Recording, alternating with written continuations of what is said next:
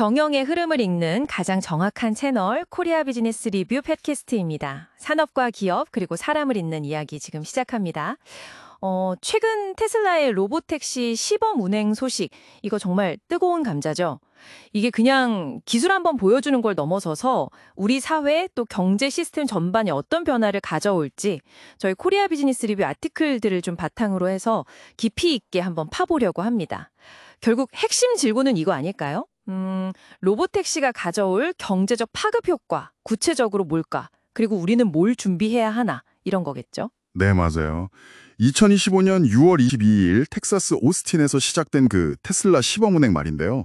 사실 규모만 딱 놓고 보면 아주 작아요.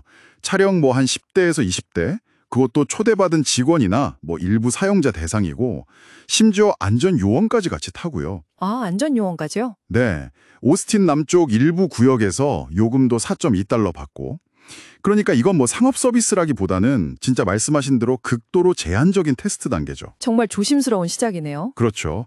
그럼에도 불구하고 이제 일론 머스크 CEO가 오랫동안 계속 얘기해 왔잖아요. 자율주행 상용화.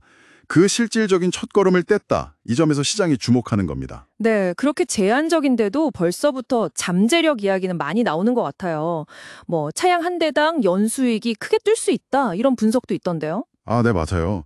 A인베스트 같은 분석 플랫폼 보면요. 로보택시가 이제 본격적으로 상용화되면 차량 1대당 연간 수익이 지금 한 1만 달러 수준에서 최대 3만 달러까지 늘 수 있다. 이렇게 봤어요.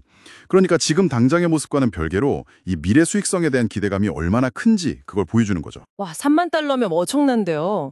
근데 또 시장 규모 예측은 기관마다 정말 천차만별이더라고요. 어떤 곳은 몇백억 달러, 어떤 곳은 막 1조 달러. 이 편차는 왜 이렇게 큰 걸까요? 그게 참 로보택시 미래가 얼마나 유동적인지를 딱 보여주는 거죠. 말씀하신 대로 보스턴 컨설팅 그룹은 2030년에 380억 달러 정도 보고 한국자동차연구원은 2035년에 1조 달러, 테크나비오는 심지어 2028년에 벌써 1조 달러 가까이 예측하고. 네, 그렇죠. 이게 결국은 기술 발전 속도 그리고 각국 정부 규제가 어떻게 될지 또 사람들이 이걸 얼마나 받아들일지 이런 사회적 수용성 문제 여기에 대한 전망이 다 다르기 때문이에요. 아하, 여러 변수가 복합적이군요. 네, 하지만 그 방향성 자체는 분명해 보여요. 자동차 산업 패러다임이 소유에서 서비스로 간다는 거. 이건 확실한 흐름이죠. 네, 맞아요.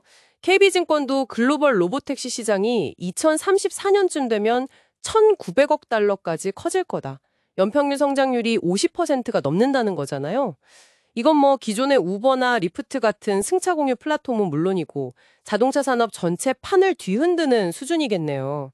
테슬라 시가총액이 높은 이유도 이런 기대감이 벌써 반영된 거고요. 맞습니다. 경제 구조 변화뿐만 아니라 사회적인 영향도 클 수밖에 없어요. 특히 일자리 문제, 이거 빼놓을 수 없죠. 우리나라 운수 창고업 종사자 비중이 한 5.8% 정도 되는데 KDI 연구 보면 좀 흥미로운 점이 있어요. 어떤 점이죠? AI 기술 도입이 청년층이나 전문대졸 이상 고학력자 고용에는 약간 부정적일 수 있는데 오히려 중장년층이나 고졸 이하 학력군에게는 영향이 적거나 긍정적일 수도 있다는 거예요. 오, 그건 좀 의외네요. 보통 반대로 생각하기 쉬운데. 네. 그러니까 이게 단순히 일자리가 그냥 사라진다 이런 차원이라기보다는 요구되는 역량이 바뀌는 그런 구조적인 재편에 가깝다고 봐야 한다는 거죠. 구조적 재편이요? 그럼 사라지는 일자리가 있다면 또 당연히 새로 생겨나는 일자리도 있겠군요. 물론이죠. 예를 들면 원격으로 모니터링하고 관제하는 인력, 데이터 분석가, 차량 유지 보수 전문가, 또 AI 알고리즘 개발자나 센서 기술자 같은 그리고 새로운 법규나 보험 관련 전문가들, 도시 인프라 설계자 같은 이런 고부가 가치 일자리가 많이 생겨날 겁니다. 그렇군요. 또 하나 주목할 변화가 도시 공간 활용 방식이에요. 지금 우리 승용차들 보면 하루 95% 이상은 그냥 주차된 상태로 있잖아요. 공간 낭비가 심각하죠. 네, 그렇죠. 주차 공간 찾는 것도 일이고요. 근데 로보택시가 24시간 돌아다니면서 공유되면 주차 공간 수요가 확 줄어들겠죠? 그럼 그 남는 공간을 공원이나 상업시설, 주거 공간으로 활용할 수 있게 되고 도시 전체의 효율성이나 가치가 올라가는 거죠. 교통 효율성 측면에서도 기대가 크잖아요. 로보택시끼리 서로 통신하면서 최적 경로로 움직이면 교통체증이나 사고도 줄고 에너지 절약 효과도 있을 테고요. 사회적 비용 절감 효과가 상당할 것 같아요. 맞아요. 마치 그 개미들이 협력해서 효율 높이는 것처럼요. 하버드대 연구에서도 개미 군집 협력이 에너지 효율을 40% 이상 높인다는 결과가 있었죠.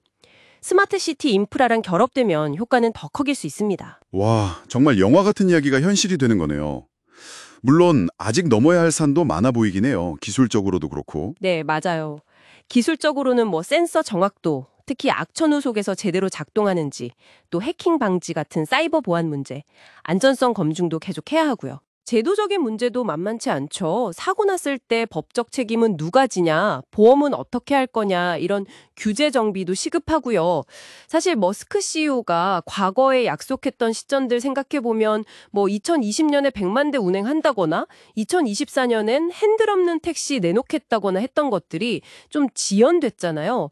본격 상용화까지는 시간이 좀 더 걸릴 수도 있겠어요. 네, 그게 현실적인 어려움이죠. 게다가 글로벌 경쟁도 정말 치열해요. 이미 미국 주요 도시에서 서비스하는 구글 웨이모는 누적 주행 거리가 1600만 킬로미터 넘었다고 하고, 와, 1600만. 네. 중국 바이두 같은 경우도 우한 같은 도시에서 아주 공격적으로 서비스 확장하고 있고요.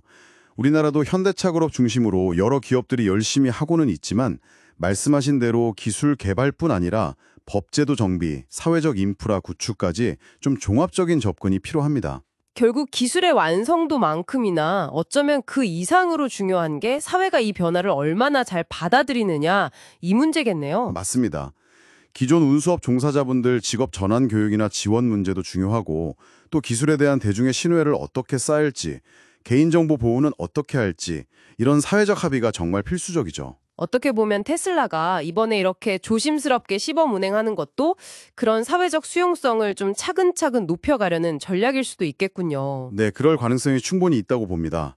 울프리서치 같은 곳에서도 로보택시 기술이 테슬라 미래 가치를 좌우할 핵심 동력이긴 한데 당장 지금의 자동차 판매만으로는 그 높은 기업 가치를 정당화하기 어렵다. 이런 분석도 내놨거든요. 그만큼 로보택시 성공 여부가 중요하다는 거네요. 그렇죠. 아주 결정적이라고 보는 거죠. 네, 테슬라의 이번 시범 운행은 로보택시 시대 개막을 알리는 어쨌든 중요한 신호탄임에는 틀림없어 보입니다. 아직은 아주 제한적인 시작이지만 우리 경제 시스템 전반에 걸친 패러다임 전환의 가능성을 분명히 보여줬다고 할 수 있겠죠. 기술 개발과 함께 제도 정비 또 사회적 준비를 차슬히 해나가면서 기회를 살리고 부작용은 줄여나가야 할 텐데요. 로보택시라는 이 거대한 변화의 물결 앞에서 이 기술을 어떻게 사회 발전의 동력으로 삼아서 모두가 혜택을 누리는 방향으로 이끌어갈 수 있을지 정말 우리의 지혜로운 선택이 필요한 시점인 것 같습니다. 오늘도 함께해 주셔서 감사합니다. 경영의 본질을 탐구하는 고품격 지식 채널 코리아 비즈니스 리뷰 팟캐스트였습니다. 구독과 알림 설정 그리고 좋아요 클릭으로 KBR과 함께 더 멀리 더 깊이 가보시죠. 다음 에피소드에서 뵙겠습니다.